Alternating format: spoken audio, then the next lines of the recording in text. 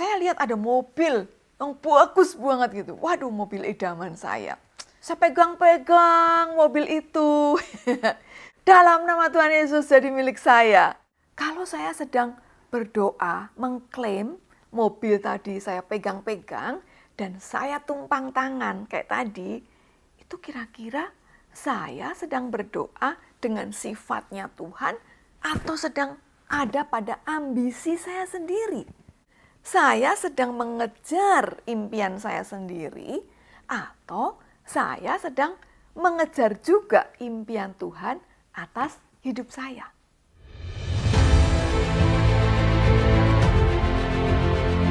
Shalom, shalom semuanya. Masih ingat nggak dulu waktu kecil cerita Nirmala dan Oki? Nirmala bawa tongkat kecil, kemudian dia akan mengatakan abrakadabra, bim salah bim. Itu adalah mantra-mantra yang diucapkan supaya ada hal ajaib terjadi. Itu kalau cerita dongeng-dongeng ya. Zaman sekarang ada nggak sih mantra-mantra? Masih juga ada. Nah sekarang kalau orang Kristen seperti kita ya percaya pada Tuhan, adakah kita punya mantra? Ada nggak ya kita punya mantra?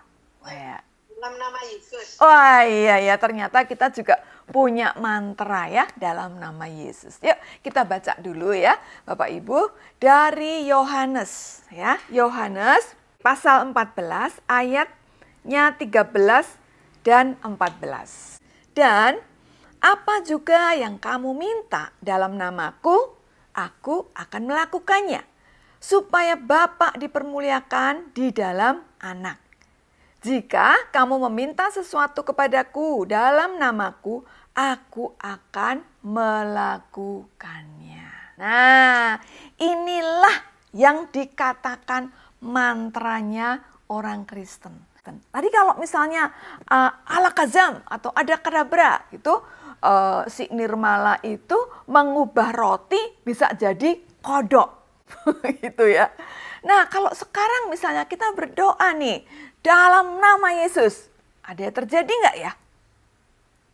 Belum tentu, benar ya? Nah, jadi sekarang kita mau belajar, benar nggak kata-kata dalam nama Yesus itu adalah setingkat atau setara dengan mantra-mantra yang ada di dunia ini. Ya, oke. Nah, saya akan kasih gambaran gini. Ada perlombaan KOR, ya, KOR, paduan suara gereja. Sudah mencapai final, ya, karena sudah melewati babak penyisian, semifinal, dan akhirnya tinggal 2 jagoan kita nih. Dari gereja yang ada di Jakarta dan ada gereja di Solo. Wah, semuanya sudah berlatih dengan luar biasa dan semuanya sudah dipersiapkan dengan baik. Oke, pertanyaan saya, apakah mereka berdoa? Pasti mereka berdoa ya. Dan mereka berdoa di dalam nama siapa? Dalam nama Tuhan Yesus.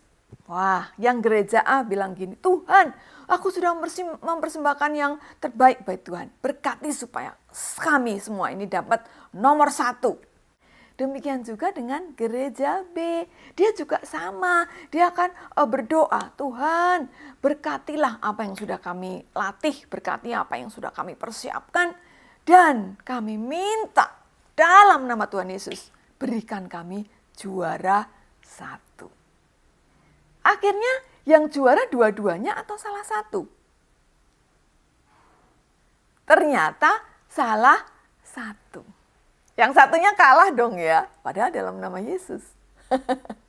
Nah, terus ada lagi analogi gini. Ada petani garam. Petani garam dia hidupnya kan di pantai ya. Dia juga berdoa, dia anak Tuhan. Tuhan berkati hari ini cuacanya cerah, matahari bersinar terik sekali Tuhan. Saya mau panen garam. Jangan sampai hujan ya Tuhan. Dalam nama Tuhan Yesus aku sudah berdoa. Tetangganya petani, dia mau bertanam padi. Dia butuh hujan, dia butuh air yang banyak.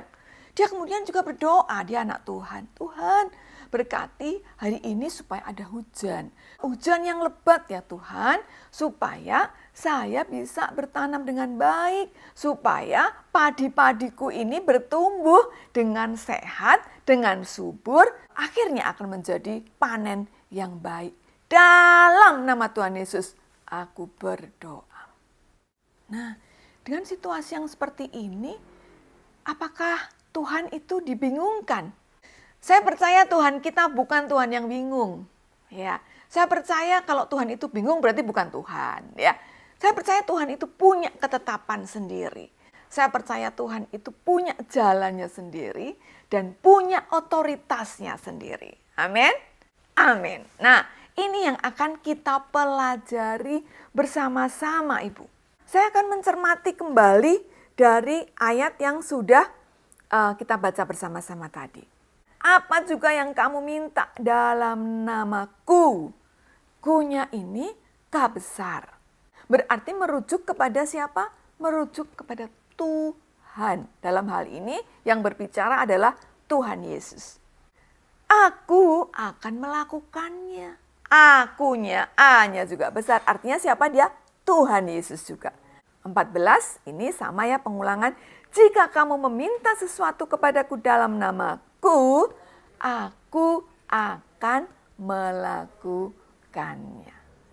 Nah, perhatikan bahwa Tuhan Yesus dalam hal ini mengklaim bahwa Ia menjawab doa-doa kita dalam namanya. Apa yang kita pelajari? Berdoa dalam nama Tuhan Yesus itu ternyata bukan sedang merujuk kepada doa-doa yang ditutup dalam nama Yesus saja. Ya. Berdoa dalam nama Tuhan Yesus bukan sebagai mantra Kristen. Jadi kalau kita berdoa dalam nama Tuhan Yesus, kalau enggak doa dalam nama Tuhan Yesus kurang afdol. Enggak sampai loh kepada Bapa. Betul. Ternyata seperti itu pun ibu-ibu, bapak-bapak tidak cukup.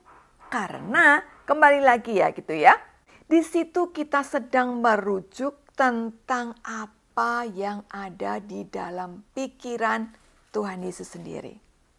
Yaitu tentang kasih. Ya, tentang pengorbanan.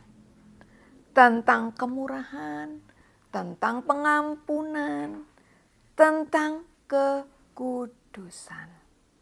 Jadi ternyata kalau kita berdoa dalam nama Tuhan Yesus, itu kita sedang merujuk pada satu pribadinya, yaitu pribadi Tuhan Yesus sendiri, yang artinya di dalamnya itu adalah kekudusan, kasih, belas kasihan, kemurahan, pengorbanan, dan segala sesuatu yang ada di dalam pribadi Tuhan Yesus. Yuk kita cek, apakah dalam doa-doa kita itu adalah doa-doa yang merujuk kepada sifat-sifatnya Tuhan. Nah, jadi saya jadi seperti bercermin, ibu-ibu, bapak-bapak. Kalau saya sedang berdoa, mengklaim mobil saya pegang-pegang dan saya tumpang tangan, itu kira-kira saya sedang berdoa dengan sifatnya Tuhan atau sedang ada pada ambisi saya sendiri? Saya sedang mengejar impian saya sendiri atau saya sedang mengejar juga impian Tuhan atas hidup saya? Yuk kita baca lagi satu ayat dari Yohanes 15 ayat yang ke-16. Yohanes 15 ayat 16. Bukan kamu yang memilih aku, tetapi akulah yang memilih kamu. Dan aku telah menetapkan kamu supaya kamu pergi dan menghasilkan buah. Dan buahmu itu tetap, supaya apa yang kamu minta kepada Bapa dalam namaku diberikannya kepadamu. Ketika kita mau supaya kita berdoa dalam nama Tuhan Yesus dan dijawab oleh Tuhan, artinya Bapa di surga itu memberikan kepada kita, maka kita juga harus pergi dan menghasilkan buah. Dan buah itu tetap. Saya belajar bahwa ternyata Tuhan itu punya agenda untuk setiap kita. Jadi agenda Tuhan itulah yang perlu kita kejar melalui doa-doa kita. Apa agenda Tuhan? Supaya kita pergi dan menghasilkan buah, dan buah kita itu adalah buah yang tetap. Kalau ada kata-kata pergi, ibu-ibu, tidak ada lain dan tidak ada bukan, berarti merujuk kepada Matius 28, yaitu amanat agung. Pergilah, jadikanlah semua bangsa muridku. Kembali lagi, agenda Tuhan adalah apa? Jiwa-jiwa yang diselamatkan. Jadi ketika kita merujuk kepada dalam nama Tuhan Yesus ketika kita berdoa, artinya kita sedang setuju dengan Tuhan, kita sedang setuju dengan agendanya Tuhan, yaitu apa? Pergi dan menghasilkan buah. Buah apa? Buah pertobatan dan buah jiwa-jiwa yang diselamatkan. Bapak Ibu, pertanyaannya, adakah hari-hari ini kita sedang berdoa untuk jiwa-jiwa yang kita rindukan untuk diselamatkan Tuhan? Dan kalau kita sedang berdoa dalam nama Tuhan Yesus, kita sedang mengerjakan agenda-agenda Tuhan. Pertanyaannya, apakah kita tidak boleh berdoa untuk berkat rezeki, berkat kesehatan, berkat kekuatan, berkat damai sejahtera, pelindungan? Boleh, ibu-ibu, boleh, sangat boleh. Dan itu memang bukti dari ketergantungan kita kepada Tuhan. Kalau kita berdoa dalam nama Tuhan Yesus dengan segala pergumulan hidup kita. Tetapi satu hal, bahwa kita jangan lupa agenda Tuhan itu dalam hidup